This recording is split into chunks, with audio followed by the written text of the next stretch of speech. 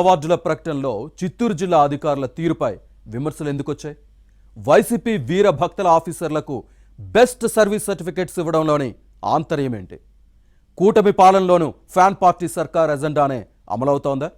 YCP నేతలతో అంటకాగి వీఆర్లో ఉన్న police అధికారులకు అవార్డులు ఇవ్వడం ఏంటి? నిబంధనలకు అనుగుణంగా నిక్కచ్చిగా పనిచేస్తే గుర్తింపు ఉండదని గుసగుసలాడుకునే పరిస్థితి ఎందుకొచ్చింది? అలాంటి వారికి బదిలీలే బహుమానంగా ఇస్తారా? Let's watch this inside story.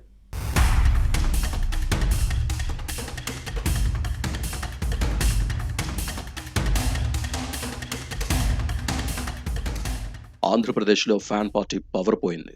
TDP నేతృత్వంలోని జనసేన, బీజేపీ కూటమి ప్రభుత్వం అధికారంలోకి వచ్చింది.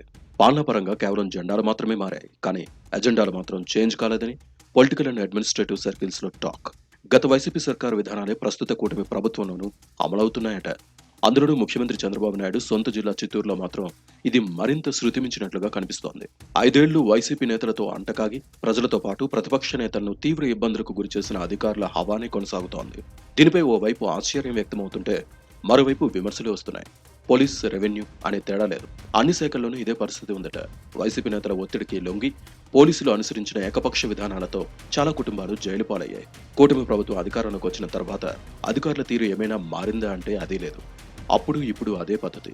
ఎప్పుడు ఇలానే ఉంటుందేమోనని కూటమి క్యాడర్ ముక్కును వేలేసుకుంటోంది.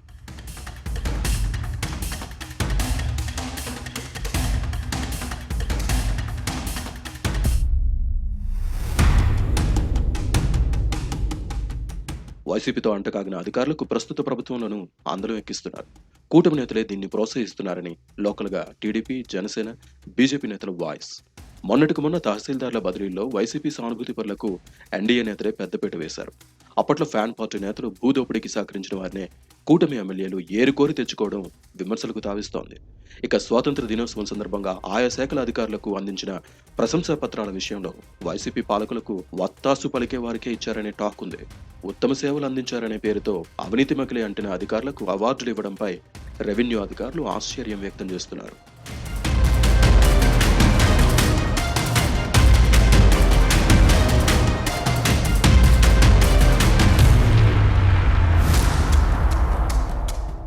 ఇక పోలీస్ శాఖలో అయితే పరిస్థితి మరీ దారుణంగా ఉంది. వైసీపీ వీరభక్త అధికారుల పనితీరే బాగుందట. వారే బెస్ట్ అంటూ కూటమి ప్రభుత్వం సర్టిఫికెట్ ఇచ్చేసింది. అలాంటి వారే మంత్రి సత్యకుమార్ యాదవ్, జిల్లా కలెక్టర్ సుమిత్ కుమార్, ఎస్పీ మణికంఠ చేతుల మీదుగా ప్రశంసా పత్రాలు అందుకున్నారు. ఫ్యాన్ పార్టీ పవర్ లో ఉండగా కొందరు అధికారులు విపక్షాలపై ఉక్కుపాదం మోపారు.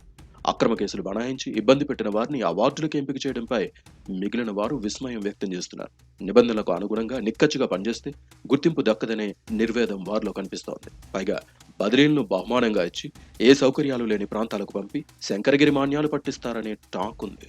అప్పటి అధికార పార్టీకి కొమ్ము కాసిన వారిని అందులో ఎక్కిస్తారా అంటూ ఇంటర్నల్ గా క్వశ్చన్ చేసే అధికారులు లేకపోలేదు. ఇందులో కొసమెరుపు ఏంటంటే కూటమి ప్రభుత్వం వచ్చాక వీరిలో ముగ్గురిని వీఆర్ కు పంపగా ఓ డిఎస్పీని పోలీస్ హెడ్ క్వార్టర్స్ లో రిపోర్ట్ చేయాలని ప్రభుత్వం ఆదేశించిన విషయాన్ని గుర్తుపెట్టుకోవాలి.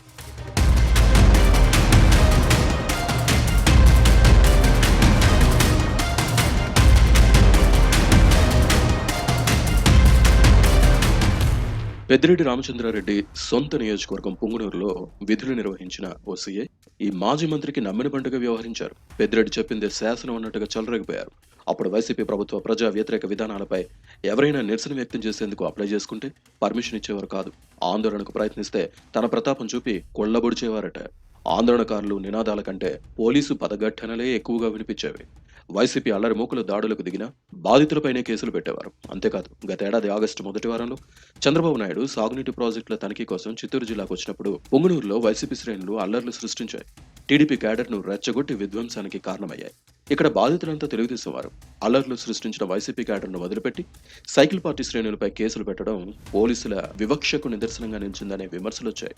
నిష్పాక్షికంగా పనిచేయాల్సిన పోలీసులు అధికార పార్టీ నేతలతో అంటకాగి బాధితులపై కేసులు పెట్టడం కాకి యూనిఫామ్ సర్వీస్ కే కళంకం తెచ్చిందనే కామెంట్స్ లేకపోలేదు.